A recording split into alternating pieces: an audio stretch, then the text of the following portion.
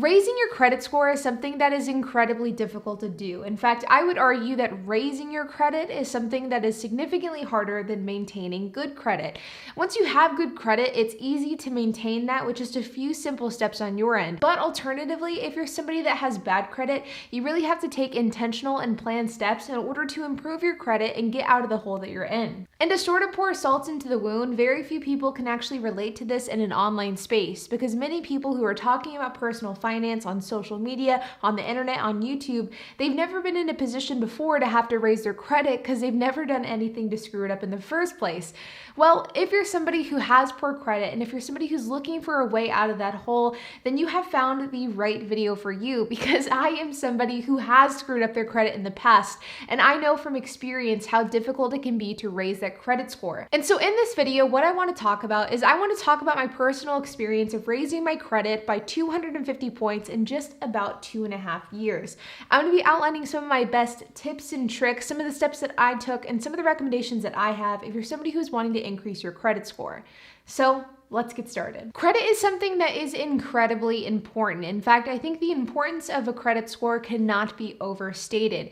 Your credit score can ultimately be what allows for you to start a business, get a house, invest in real estate, and do so much more. It is probably the single most important aspect of your life in your late teens and early 20s. And so if you're somebody who screws up your credit score early in your life, it can really set you back for years to come. Take it from me, I learned that from experience. Now, I'm somebody that whenever I graduated high school, I had a near perfect credit score. In fact, whenever I was 18, 19, and 20 years old, I was repeatedly told by bankers that I had one of the best credit scores that they have ever seen for somebody my age. But unfortunately, sometimes stuff happens, and that is exactly what happened to me. And by the time I was about 26 years old, I had unfortunately ruined my credit because of a business that I had that ended up closing. And as a result of my business closure, my credit score went from being nearly 800 points to being below 450 points. And because of this, I learned firsthand the different hurdles that people with poor credit have to jump through. And I've learned from my own experience that many people who talk about credit scores online simply don't know exactly how hard it can be for somebody with poor credit to build their credit, because the tools that these people talk about oftentimes aren't accessible to the people who they're made to help. And because of my own personal experience of building my credit at a very, very young age, taking my credit at a young age, and then building it back up at a decently young age, I've learned a lot about credit, maintaining credit, and building credit. And I think it's important to talk about some of the lessons that I've learned on this channel. And the reality is that though a lot of the advice that we see online today, though it's good advice, it oftentimes is advice that is easier to execute on if you're somebody that has good to average credit. But if you're somebody that has below average or poor credit, the same advice is oftentimes very difficult for you to execute on, if not totally inapplicable to you as a whole. Now, before we dig into my very first piece of advice, I want to ask you guys to do me a huge favor, and if you could please hit that like button, hit that subscribe button, and hit the notification bell for the YouTube algorithm, I would greatly appreciate it. You see, this tells YouTube algorithm that you guys are enjoying my content, and thus it pushes my content out to a new audience, and that helps my channel grow. If you guys could do that, and if you could leave a comment down below, I would greatly appreciate it. And so with that out of the way, let's dig into my very first tip for the process of improving your credit, and that is taking inventory of who you owe money to, how much that money is for, and what the repercussions of not paying those funds could be. Now, whenever it comes to ruining your credit, chances are you ruined your credit because of the fact that you've either overextended yourself with credit cards, you've taken out too much money in loans, whether it be an auto loan, a mortgage, whatever the case is, or you just simply owe money to too many people. Now, in order to improve your credit, you should first take inventory of who exactly you owe money to. Now, the reality is not all debt is created equal, and though you should definitely prioritize paying off your debt, I would argue that the prioritization should really come with where the repercussions are the greatest. For example, if you have an auto loan for a vehicle that you currently have in your possession and you are at risk of falling behind on that auto loan, or if you've already fallen behind on that auto loan, then getting that auto loan under control is going to be priority number one, because of the fact that the repercussions of falling behind on an auto loan are very, very severe, because that could end up being a repossession, and that could be a big, big problem. Whereas on the flip side, if you're somebody that is falling behind on a credit card, yeah, of course that is severe, and of course you should definitely take note of that, but I would argue that credit card debt is not nearly as severe as a vehicle debt, especially whenever you still have that vehicle in your possession. You should really thoughtfully sit down and figure out how much money you owe to these debtors and who you owe that money to. This is going to play a very important role whenever you move on to step number 2 in the process, which is figuring out who exactly you need to pay back and who you don't need to pay back. Now, when it comes to debt, specifically credit card debt, there are a lot of different factors that come into play whenever you should prioritize, whenever you should plan out paying back these creditors.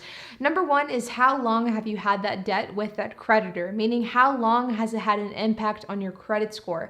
This is something that is going to be incredibly important to take into account because of the fact that old debt oftentimes won't help your credit score if you pay it back. In fact, in some cases, paying off old debt will actually hurt your credit score and cause it to go down in the short term. Additionally, when is the statute of limitations for your debt, meaning how long does that debt collector have in order to collect the money? If that statute of limitations is up, then number 1, you may not have to pay back that debt at all, or number 2, there may be a chance that you may not have to pay back that debt. And the third thing you need to figure out is on a very similar point as that statute of limitations point, is the fact that you need to see what debtors could end up suing you for that debt. This is something that is incredibly important, and it should absolutely be on the forefront of your mind if you're somebody that has credit card debt or who has had credit card debt in the last couple of years. The reality is that credit card companies will absolutely sue you for credit card debt. But the other reality is that not all of them will. It depends on a number of factors, including what company you owe the money to, how much money you owe, when you owed the money, as well as a slew of other factors. Now, this is something that I can't go into a ton of detail with in this video because number 1, I'm not an expert on this topic, and number 2, I think that I'm trudging on a line of legal advice that I don't feel comfortable crossing. It's important to understand that there is a chance that you won't get sued for credit card debt that you owe to a credit card company. But on the other hand, it's as equally, if not more important, to understand that you can absolutely get sued for credit card debt, and it's important to have a game plan in place in case you get served with legal papers. And that brings us to point number 3 of this video, which is what to do in the case that you are somebody that has been served with legal papers related to a lawsuit for credit card debt. Now, this is something that is going to be incredibly daunting and incredibly scary to anybody, let alone somebody that has never been involved in a lawsuit before. But it is very important to have a game plan in place if you're somebody that knows you have a lot of credit card debt, because the unfortunate reality is that if you have a lot of credit card debt with a lot of different credit card companies, it probably isn't a matter of if you're going to get sued, it is simply a matter of when, especially if you don't have the means to pay that debt back. Now, it is important to note that it is always a good idea to try to settle your credit card debt before it gets to the point of getting a lawsuit filed against you. You will typically have multiple, if not dozens of different opportunities to pay back your credit card debt at a fraction of the cost of what you actually owe. And it's important to try to take advantage of those opportunities that are given to you, because once it gets to the point that you are getting sued for that debt, chances are you'll have to pay significantly more than that settlement offer that you were offered previously. This is because of the fact that the credit card company is now having to pay attorneys, court fees, filing fees, and miscellaneous other fees. And this, of course, increases the cost of your debt, which means that it's going to be harder for you to settle for less. And so though I always encourage you to pay off your credit card debt long before it gets to the point of a lawsuit being filed against you, it's also a really good idea to have a plan in place in the case that you are sued for the debt that you owe. For example, understanding that paying one lump sum for a lawsuit debt will always make it cheaper for you to settle than if you're somebody that needs to settle with a payment plan. Number 2 is that you don't necessarily have to hire a law firm in order to defend you when it comes to debt collection cases. Now, I'm not an attorney. I am not somebody that is giving legal advice, and I think that it's always better to be safe than sorry, and I think it's always better to hire an attorney. But if you're somebody that doesn't want to spend the potential thousands of dollars that an attorney costs, then you can absolutely defend your own case when it comes to debt collection lawsuits. In fact, more often than not, these debt collection lawsuits are handled by huge law firms, and they simply want to settle outside of court, and you can absolutely take control of the narrative on your own, and you can navigate that to get to a reasonable settlement. But again, I'm not a lawyer, and I'm not giving you legal advice. All I'm saying is that if you're somebody who does get sued for a debt, then number 1, take a deep breath. Number 2, don't make any rash decisions. Number 3, do your research. And number 4, understand that you can still take control control of the situation, and that you don't necessarily have to spend thousands of dollars in order to do that. So these first few steps that I've talked about are steps that you can take in order to get control of the debt that you already have. And hopefully by the time that you are reaching the steps in this portion of the video, you have control of your debt, you've kind of handled your past skeletons in the closet, and now it's a matter of moving forward and getting to the point where you can actually improve your credit. And that's what I want to focus on now. Now, whenever you talk about improving your credit, the number one thing that you see online is the idea of adding good credit to your credit score, which is such a lovely idea, except if you're somebody with a crap credit score, it is incredibly difficult to add good credit to your credit history because of the fact that nobody will trust you with credit. Now, the number one tip that I have in regards to this phase of the process is that you have to be patient. It will take time in order to be able to get a credit card once you've ruined your credit score. And that's just the unfortunate reality of the situation. You will have to pay cash for a lot of your purchases for a pretty long time, which is probably a good thing because it will help teach you about financial responsibility so that once you get a credit card, you are a bit more prepared. Really, in this phase of the process, it's important to stay on top of your bills. It's important to really make sure that you are set up in a good spot financially and that you're able to pay everything in cash because you will have really no other choice. But after about 8 to 12 months, then hopefully the dust has settled with your debt a bit. You have some cash flow, you've gotten used to using your debit card, and around this period of time is whenever your chances of getting approved for a credit card have increased. And that's whenever you can turn to a secured credit card. Now, what a secured credit card is a secured credit card is a credit card that is oftentimes offered to people with less than stellar credit. The way that it works is you apply for this credit card, and whenever you're approved, you have to pay a deposit. For example, whenever I got my secured credit card, I was approved for a $250 line of credit, which means that I could have a balance of up to $250 on my secured credit card. But before the credit card company would actually approve me for the credit card, I had to send them $250 as a deposit. That is basically their insurance so that if I don't pay off my credit card, they can just take back my $250 and then they will cancel my credit card and they'd end their relationship with me. Basically, it's their way of taking me on as a borrower without taking on really any risk. Now, whenever it came to getting a secured credit card, there are going to be a lot of places online that tell you about the best secured credit cards to go with, how to apply, which ones have the best benefits.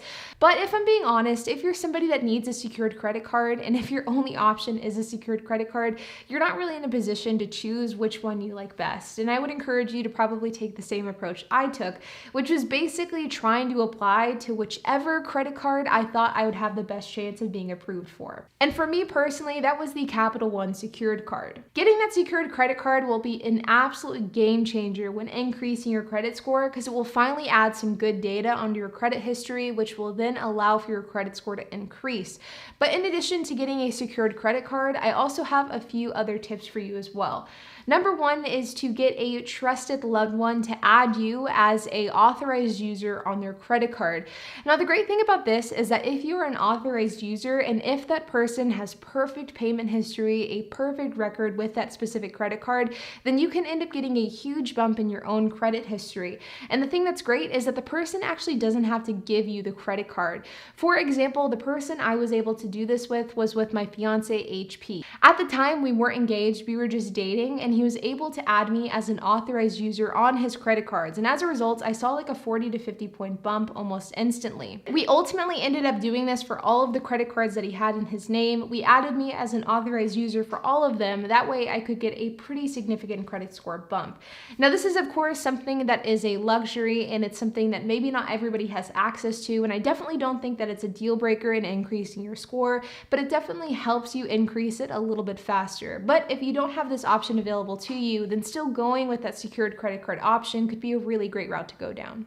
And then really from there, it just comes to constant use on the credit cards. Now for me, I use my credit card for all of my purchases and then I just simply pay off the credit card each and every time it starts to get full. Because of the fact that my credit card only has a $1,000 spending limit, then I of course have to pay it off more frequently than the due date. But this ends up being a good thing because it helps add more positive credit to my credit history, which then helps me increase my score a bit faster. Once you're able to get that very first secured credit card, the snowball effect effect is very real, and you will really start seeing a positive change in your credit history over time, especially if you make it a habit to use your credit card, pay it off as often as possible, and to never carry over a balance from month to month. And finally, the last tip that I have for you guys is to simply be patient. And this is probably the hardest part of the entire equation, because once you start taking up these good habits, you'll simply want to see a change instantaneously overnight.